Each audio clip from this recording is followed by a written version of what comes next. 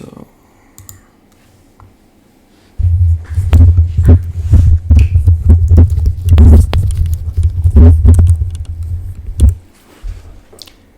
hello everyone, my name is Dr. Kuchi and welcome to my YouTube channel.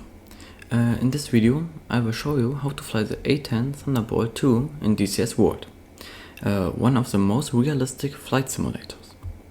The A-10 is a military aircraft designed for close air support, mainly to help ground troops in combat. It's famous for its GAU-8 cannon, strong armor and ability to fly low and slow. I will give you a step-by-step overview, the aircraft, the cockpit, starting up, basic flying and a short demonstration of the weapons. This is not a real pilot training, but a fun and educational introduction. Again, this is not a real pilot training, but a fun and educational. Again, this is not a real pilot training, but a fun and educational introduction using a simulator.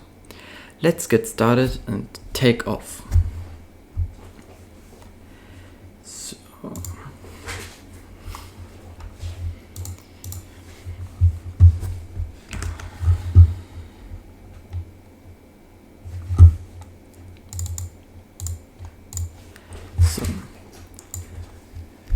Now let's talk about the A-10 Thunderbolt 2, or as many people call it, the Warthog.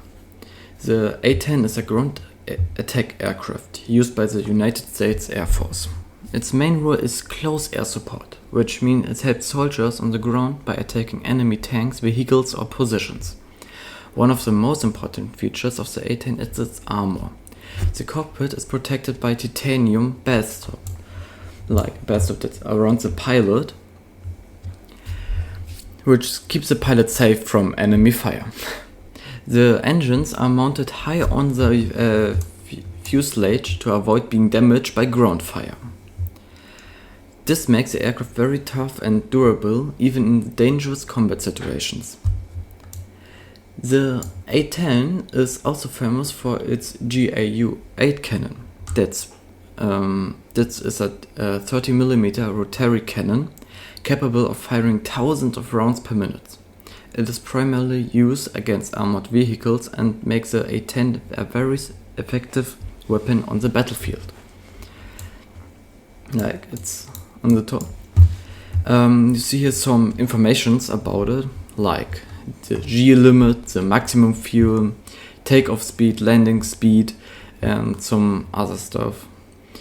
For the beginners, you don't need really to remember all of it, but it's good when you know it, what the landing speed is, that you're not too fast and maybe crash. And the aircraft can also carry bombs, rockets and missiles, which make it very flexible. Despite all the firepower, the A-10 is slower than fighter jets. But that is actually an advantage for ground attack missions, because it can fly low and slow, stay stable and target enemies more precisely. Pilots really like the A-10 because it's reliable, strong and forgiving, especially for low altitude flying. Many say it feels like a flying tank, which is why it's famous and loved by both pilot and aviation enthusiasts. In the next part, we will take a closer look at the aircraft from the outside, so you can see all its special features in detail. How do I can change it? I don't want that anything is on.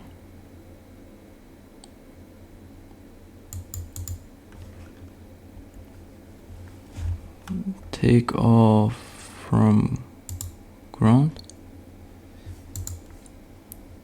Yeah, I need take off from ramp maybe. I don't know. It's like it's not good when it stay hot, because when it's hot it's mean the engines are on, electricity, and it's not that what I want. Yeah, that's better. So like now we are in the A-10.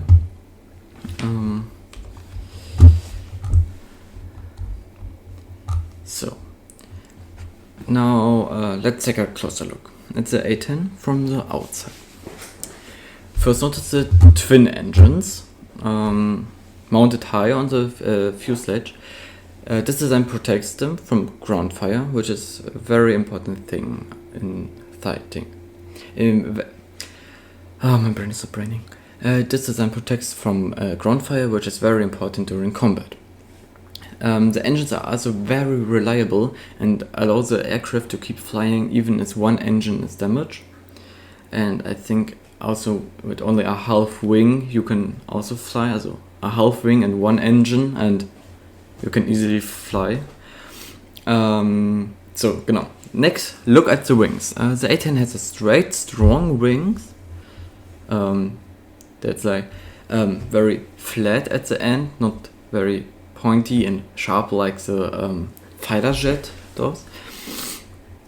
And it has many hard points. These hard points are used to carry bombs, rocket or missiles, making the aircraft very flexible for different missions. Like I have some, I think I did some cluster bombs and a little bit of rocket, also ground missiles, and yeah.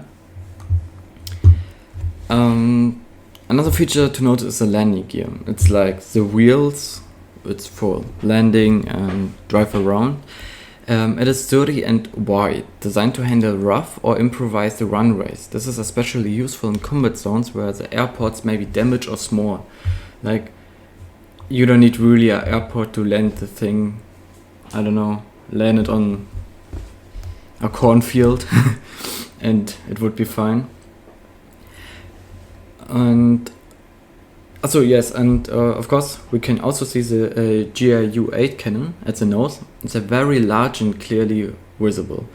Like I think it's 6 meters long, and it's more like, oh no, we would a plane and then a very big minigun. No, we build a big minigun and then build a plane around it. And yeah, and the A-10 Rolls is a tank killer. It's like you can destroy everything with it, especially tanks. Yeah, the overall design of the A-10 make it slow but very stable, especially at low altitudes. You can fly close to the ground, stay steady, and aim at targets accurately. Ja, beschissenes Wort. One of interesting facts, the A-10 wings are so strong that the aircraft can fly even if part of the wing is damaged. And that's the... I like the airplane so much. It's like, yeah, like, I don't know, shoot rockets at the airplane and it's destroyed. A-10, easy. I can die so fast.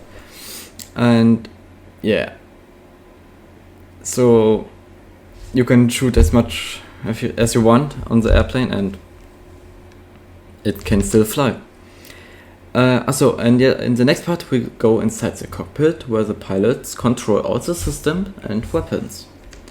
Like, or I press F1 that I can change into the cockpit view.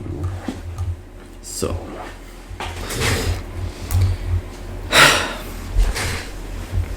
the cockpit is where the pilots control everything, like in a normal plane.